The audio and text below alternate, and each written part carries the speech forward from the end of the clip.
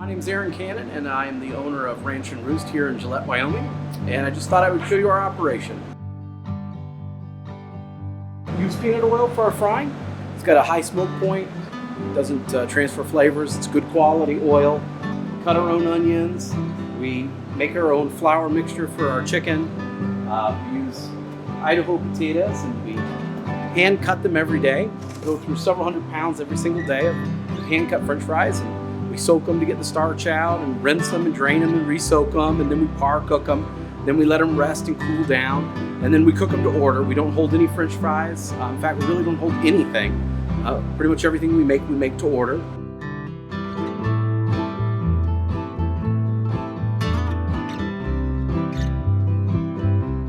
Now we'll go down the hotline and I'll show you kind of how we prepare the food or make the food. We've got our breader here, and this allows us to hand bread our chicken to order. So whether it be our tenders or our fried chicken sandwiches, we hand bread that chicken to order, and we've got a cool little auger that allows us to clean the flour, get all the little bits out so that it's a nice coating, fresh flour every single time.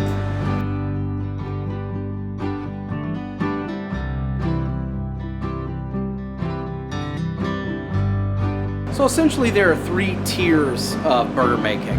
The first tier is what we're all familiar with at fast food restaurants and other places, and that's the delightful pucks. They come frozen, they come fresh, but you guys remember they should stick a spreader in there, try to break them apart. Grab yourself a puck. There you go. And yeah, nice and consistent, but wouldn't be what I would consider to be fresh.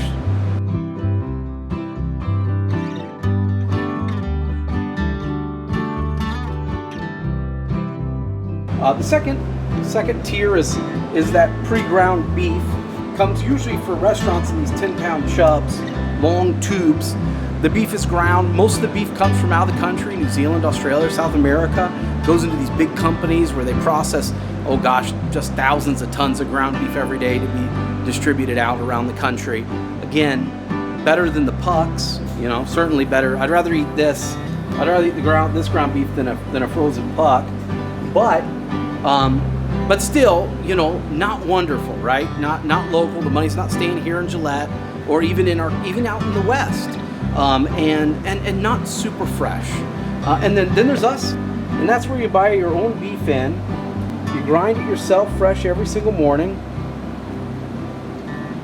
Beautiful, lots of marbling.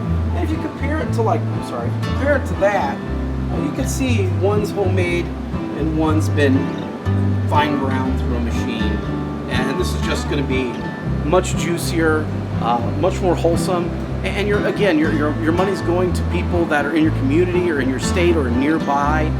It's not going to some giant corporation that couldn't care less about our country, or let alone our state or our town.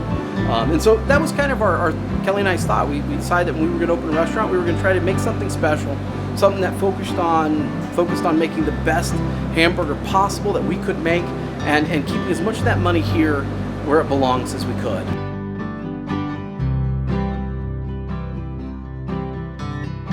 So I'm going to show you how we make burgers here at Ranch and Roost. So start with our fresh ground, same day, chuck and brisket.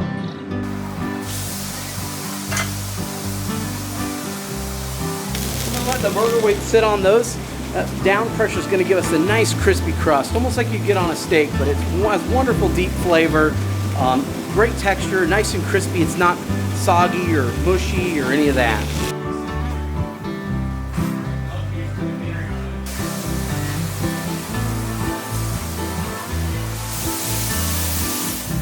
These fries were cut yesterday, which is exactly what we want. Give them time to cool off and rest. So all of our fries are made to order. We don't cook them until you order them, so we're not holding any French fries.